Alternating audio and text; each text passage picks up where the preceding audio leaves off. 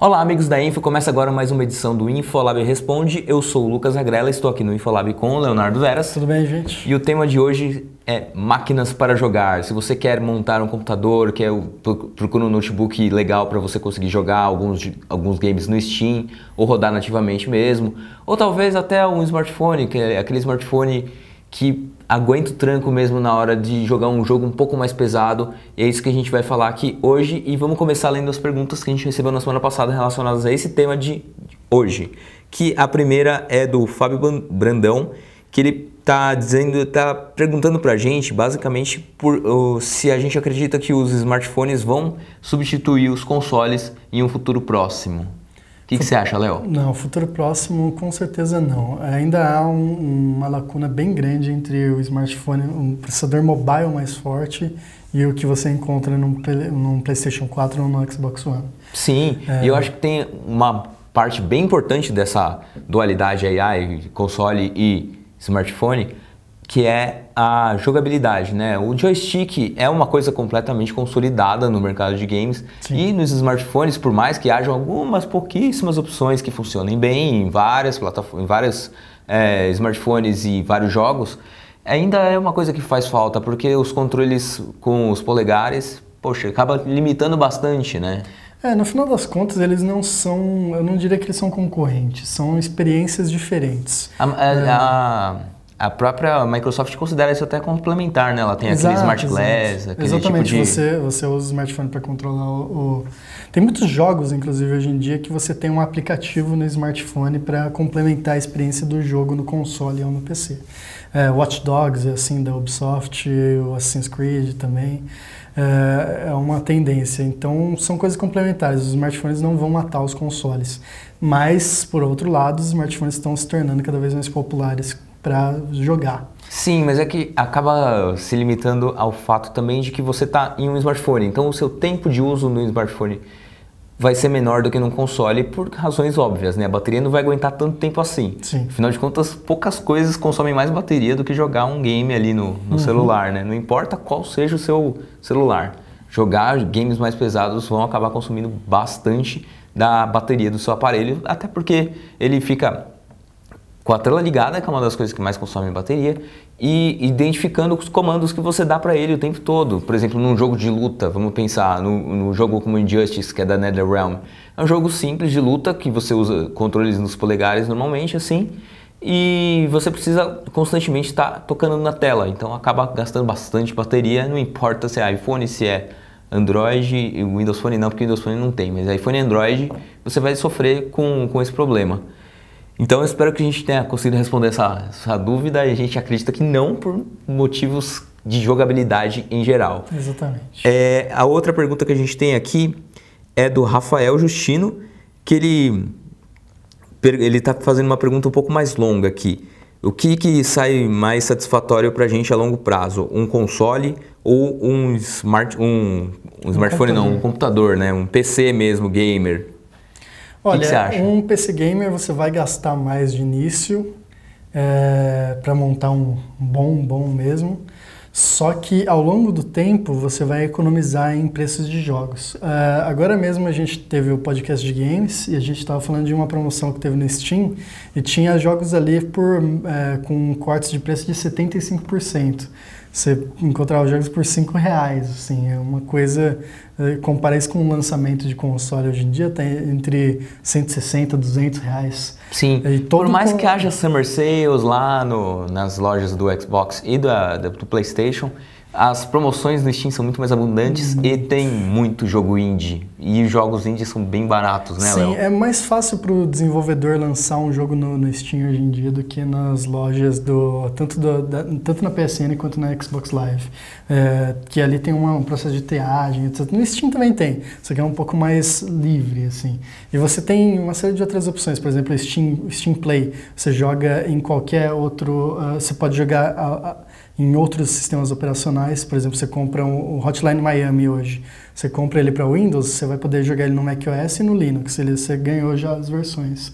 Vai tentar fazer isso, né, com o console. Sim. Steam tem várias dessas coisas. Você tem acesso anterior aos jogos, com o Early Access, quando eles ainda estão em beta. Você tem streaming de jogos, dá para você fazer streaming de um PC para outro, que se for um pouco mais fraco. Então, no longo prazo, o PC está parecendo mais promissor. Agora, por enquanto, pelo menos, o que dá mais dinheiro para os publishers é o console. Então, eles tendem a focar um pouco mais no console. Então, talvez no curto prazo seja mais interessante ter um console, dependendo de que tipos de jogos você gosta. Isso é uma coisa que a gente já vai entrar nesse tema na próxima pergunta aqui, que é: vale a pena comprar um produto da Nintendo do Brasil? A pergunta do Fabiano Rufino. Olha, recentemente a Nintendo anunciou a saída do Brasil, então... Você teria que importar e vai acabar ficando bem mais caro. Ou ainda, acredito que ainda haja estoque. Sim. Não tenho dúvida de que há estoques, mas... Você não vai ter suporte. Não vai ter suporte, você vai ter uma série de problemas. Para encontrar os jogos vai ser um pouco mais complicado. E também vai parar de ter tradução, por exemplo, se isso é importante para você. Agora sim, Nintendo... não que a Nintendo se dedicasse muito nas traduções, né? Exatamente, mas agora perdeu qualquer possibilidade. Não.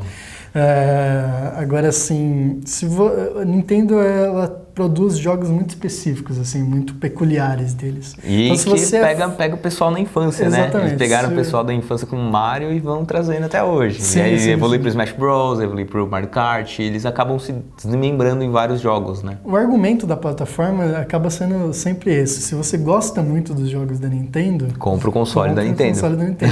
É o que você vai se divertir mais, mesmo que você acabe gastando mais ali. Sim, e se você não conseguir encontrar em lojas, mesmo grandes, você vai conseguir muito provavelmente comprar de vendedores que importam de outros países, como os Estados Unidos, a Europa, enfim. Porque, afinal de contas, esse mercado acabou sendo deixado para esse tipo de vendedor, né? Já que a Nintendo não vende mais oficialmente por aqui, você só vai conseguir encontrar num futuro provavelmente próximo nesses vendedores mesmo, na mão desse pessoal. E pegando gancho na pergunta do Fabiano, a gente vai falar um pouquinho agora sobre os consoles. O que vale a pena comprar hoje em dia? Um PlayStation 4, um Xbox One ou talvez um Wii U, se você encontrar ele para vender por aí, né? O que você acha, Léo? O que você compraria, sendo um gamer de PC convicto, o que você compraria no momento agora, no mundo dos consoles? Bom, tirando por fora todas as considerações sobre jogos, falando só do hardware em si, o PS4 é a melhor opção no momento, pensando em games, né?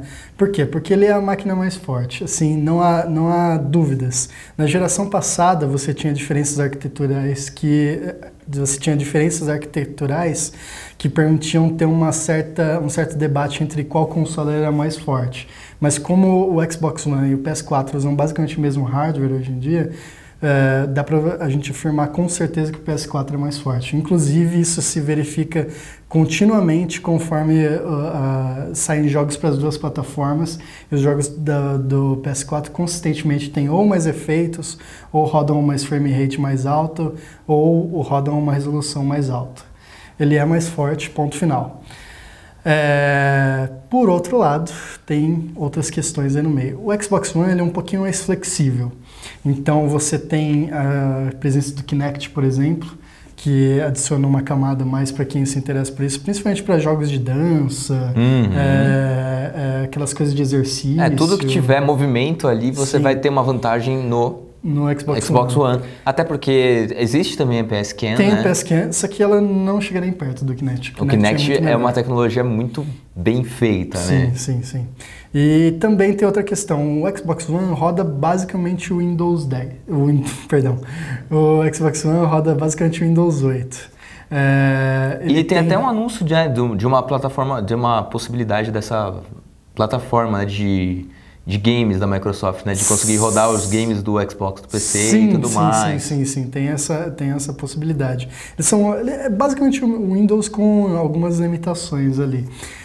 E também tem algumas coisas diferentes, assim. Na verdade, são 3 sistemas, né? Um Hypervisor, Windows 8 e um pro Kinect.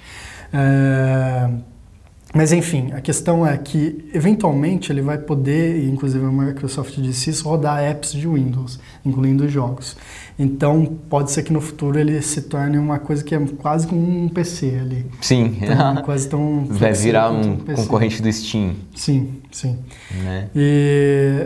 Então tem esse outro lado. Se você gosta dessas questões a mais, o Xbox One pode ser mais interessante. Sim. Mas em termos de jogo mesmo, poder gráfico, o multiplataforma, jogos que saem para os dois, o PS4 é superior. Sim, e pegando o gancho nessa parte de gráficos, se você não se importa com gráficos de verdade, assim, você acha que o visual do jogo é ok, não se importa com aquele processamento gráfico pesadíssimo que você consegue promover no PlayStation 4, o Wii U é uma ótima opção. Sim, sim. Porque a Nintendo ficou um pouco para trás nesse quesito, né? Ironicamente, apesar de ter o hardware mais fraco, o Wii U é o console da geração atual que mais tem títulos a 60 FPS.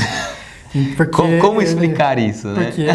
Porque a Nintendo e os desenvolvedores que fazem para o Wii U são mais preocupados com esse tipo de experiência, né? Então tem essa questão também. Agora, eles também não vão ter os mesmos efeitos gráficos do PlayStation 4 ou do Xbox One.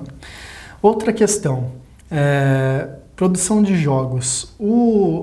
Embora a Microsoft tenha uma série de exclusivos famosos, por exemplo, Halo, Forza também, embora ele tenha uma série de várias séries fortes nesse sentido, várias franquias fortes, a Sony tem mais estúdios do que a Microsoft, então ela eventualmente vai ter mais exclusivos.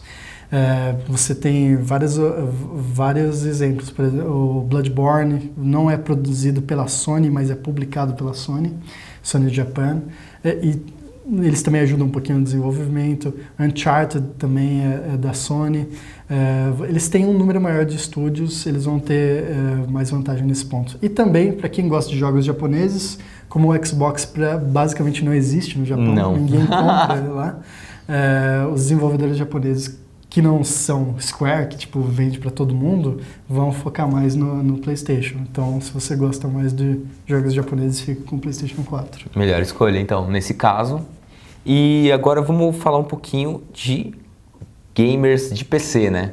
E eu acho que nisso aqui a gente está falando da sua especialidade, Léo, que é a experiência de jogar em um computador que é bem mais abrangente em diversos aspectos, né? Só que ela requer também um hardware bem potente que precisa ser escolhido com cuidado e, como você mencionou já, talvez o gasto inicial seja muito mais alto, né? Sim. Aquela coisa, o PC, o número de títulos para o PC é enorme, assim, para o Windows, né? Pensando no Windows. Então você vai encontrar vai encontrar um monte de títulos para computadores modestos que funcionam perfeitamente bem. Agora, o grande diferencial do PC é você poder pegar aquelas máquinas que são extremamente fortes e rodar jogos com uma experiência completamente diferente dos consoles, com muito mais efeitos gráficos, mais resolução, mais frame rate, etc. Então, nesse último caso, você vai gastar mais. Vai gastar bastante. E uma das melhores opções de baixo, falando em reduzir até um pouco desse custo, né? Porque, afinal de contas, ele é alto. A opção mais interessante e a dica que o Infonab dá para vocês também é buscar os componentes separadamente e conseguir montar a sua máquina por conta própria. Por mais que isso requeira um pouco de conhecimento técnico, nada que você também não consiga aprender com vídeos no YouTube e tudo mais, dá para você aprender uma série de coisas lá. Sim. E mais uma das peças, acho que fundamental, seria escolher uma boa placa de vídeo que não seja muito cara. E acho que esse é o grande desafio de todo mundo que busca, né, um bom hardware para computador. Aqui na redação da Info, o nosso repórter Gustavo Guzmão, ele comprou recentemente até uma placa da AMD, que é a R9 280, né? Exatamente. R9 280. Ele está dizendo que foi uma boa aquisição, né? Ele está conseguindo rodar games tranquilamente nela. Sim, essa última geração da AMD de placas de vídeo é excelente para o custo-benefício. Assim, elas podem não ser as mais fortes, mas também não é por muito. Sim, por muito lado, só para dar perspectiva, que ela pode ser encontrada aqui no mercado brasileiro por entre 900 e R$1.000. Sim. Provavelmente, se você pesquisar, você acaba encontrando até mais barato. A NVIDIA tem ofertas mais potentes. por exemplo, Titan, a 980, etc. Só que elas acabam sendo muito mais caras, assim. Então, se você quiser uma coisa mais custo-benefício, essa última geração da AMD é bem legal, assim. A AMD tá investindo bastante. Inclusive, na parte de software, eles têm uma API chamada Mental, que é voltada para algumas das placas deles, inclusive a R9, que se o desenvolvedor usar esse Mental, ele consegue fazer um jogo que se aproveita melhor da placa, porque ela se refere mais ao hardware específico, não tem tanta abstração, entendeu? Então ele acaba sendo mais eficiente ainda. Então a AMD tá investindo bastante nisso aí. Sim, e além da placa de vídeo, a gente precisa ter um computador com uma configuração mínima para conseguir rodar bem um jogo pesado no Steam, por exemplo. Sim, né? sim. Então a dica que a gente dá foi pegar um computador ou talvez atualizar seu computador para um processador da quarta geração da Intel, que é a penúltima agora, né? A Haswell.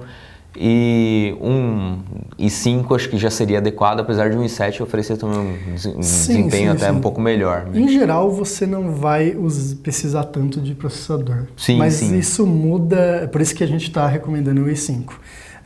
Mas isso muda de jogo para jogo. Tem alguns jogos que dependem mais de CPU, outros que usam a GPU normalmente.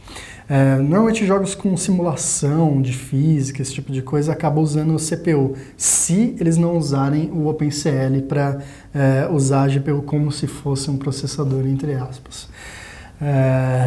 Então, em alguns títulos específicos pode ser que o CPU faça mais sentido. O Civ, por exemplo, costuma ser bem dependente de CPU. Civilization, perdão, estou usando o apelido. Tá usando o jargão já aqui, o cara é gamer mesmo. Então, o Civilization costuma ser dependente de CPU, por exemplo.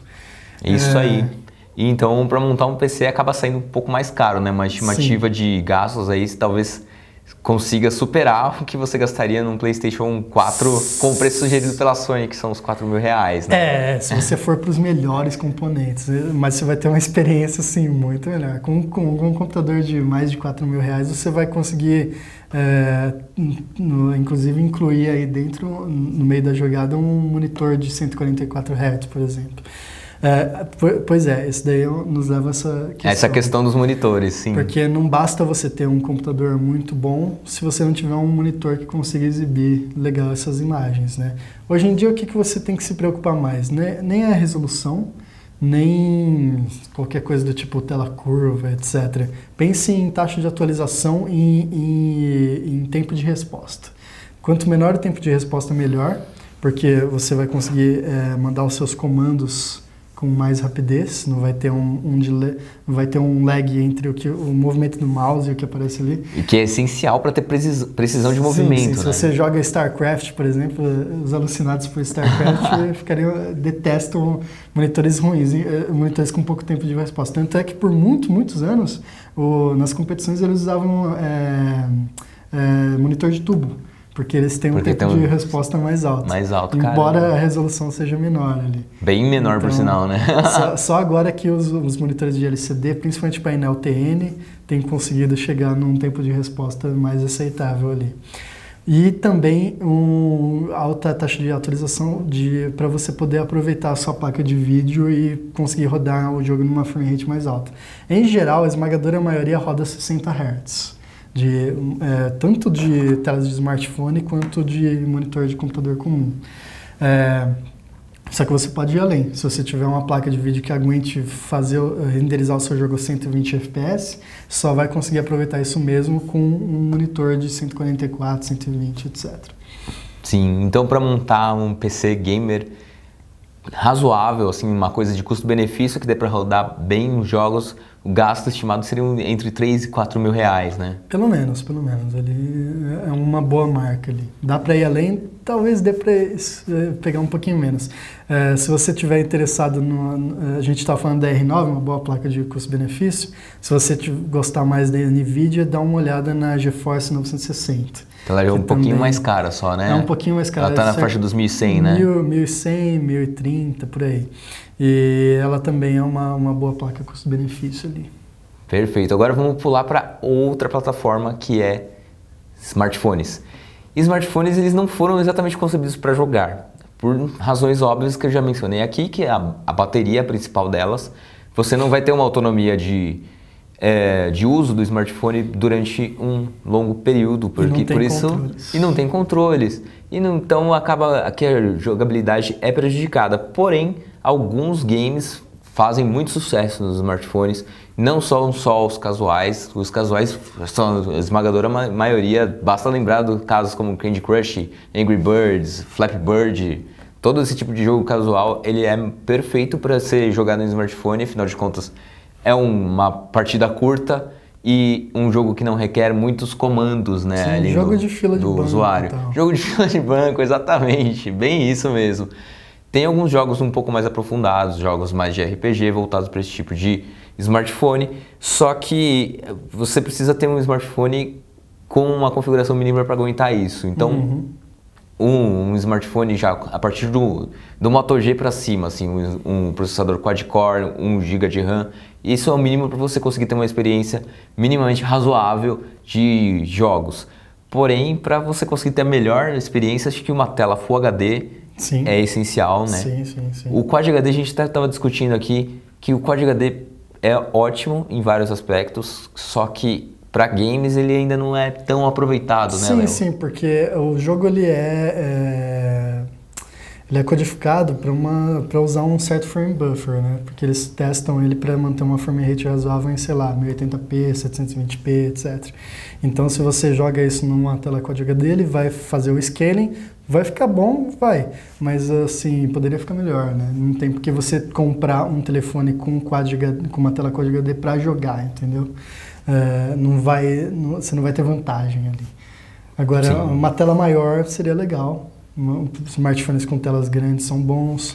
Mas entre 4,5 e 5 polegadas acho que já... Pelo menos 4,5. Pelo menos 4,5, até porque não tem quase nada que tenha menos do que isso agora, né?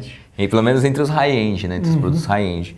E a gente separou alguns produtos que saíram bem nos testes do Infolab no quesito games, né? Que é o Moto X, que é um smartphone bom de custo-benefício, ele é vendido por R$ 1.500 aqui no Brasil. Sim. E ele tem 2 GB de RAM, processador quad-core e uma tela Full HD. E acho que essa é uma configuração assim minimamente ideal para você conseguir jogar.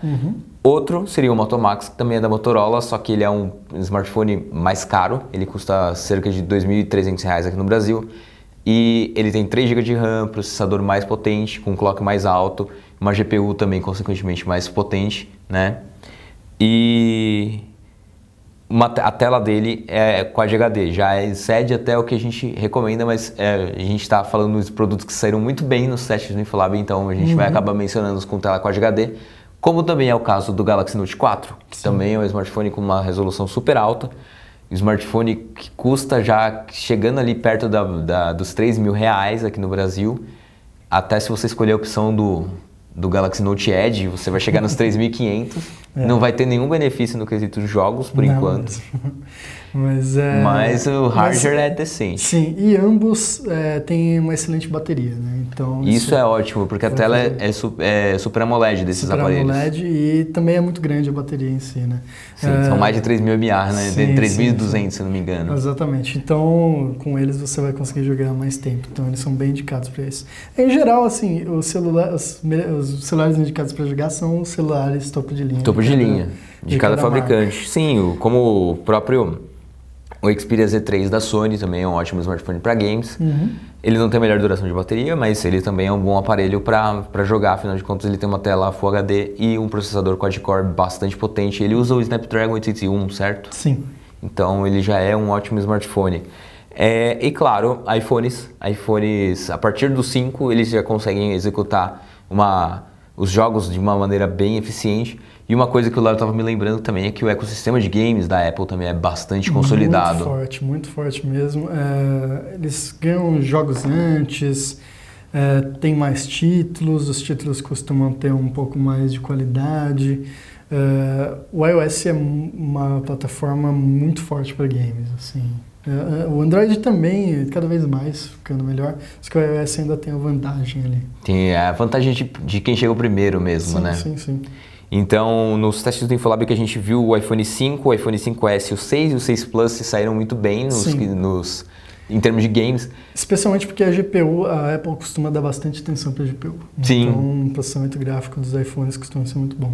Até para conseguir renderizar bem o sistema, ter o beautiful, remarkable design do sistema, né? Então, eles não podem deixar para trás isso, né? Mas em termos de duração de bateria, durante o jogo, o iPhone 6 Plus é o campeão dentre os iPhones, por razões óbvias. Ele é o smartphone de maiores proporções e que tem a maior bateria. Sim. Então... outra questão ali, assim como acabei de lembrar, né? O ecossistema de jogos é melhor, o ecossistema de acessórios também é melhor. Então você vai encontrar mais controles, mais coisas a mais ali para melhorar a sua jogatina. Sem dúvida.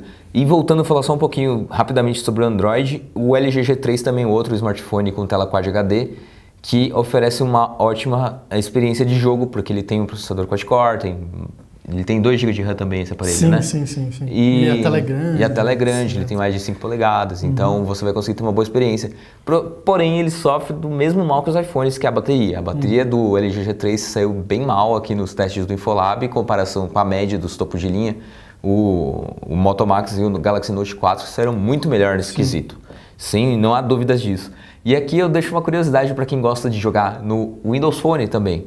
Porque você pode pensar, não tem jogo para Windows Phone, o sistema é muito imaturo. Tá, ok. Só que tem uma coisa lá que a gente descobriu aqui na Info, que é bastante curiosa, que tem um pacote lá, tem um desenvolvedor que publicou 1 milhão de jogos lá, 1 milhão, estou exagerando, mas tem uma série de jogos de Super Nintendo que você pode jogar ali. Então a gente, nos testes da redação, conseguiu baixar e jogar Donkey Kong, Mario World, Mario Kart, esse tipo de jogo, porque esse desenvolvedor colocou lá dentro da loja da Microsoft um aplicativo que junta, basicamente ele junta um emulador de Super Nintendo e a ROM. Então você baixa e acaba jogando lá tranquilamente e é de graça. Então, se você é um saudosista do Super Nintendo, eu acho que você vai curtir essa notícia. Não é exatamente legal. Nem um pouco, mas a Microsoft aprovou, tá lá. Aproveite enquanto dá. Aproveita enquanto dá. Não deve durar muito isso daí. E dentro do Windows Phone, como a gente estava falando, os topos de linha são melhor, então pegue o Lumia 930. Lumia 930, porque afinal de contas foi o último melhor smartphone lançado pela Microsoft ou pela Nokia. Foi pela Nokia, mas agora é da Microsoft. Então é isso, pessoal. Se você gostou desse programa aqui, não se esqueça de se inscrever no nosso canal e também de clicar no botão gostei. E na semana que vem a gente vai falar de smartphones que custam até R$1.000. Então deixe suas perguntas aqui que a gente responde no próximo programa. Tá legal? Até a próxima! Até a próxima!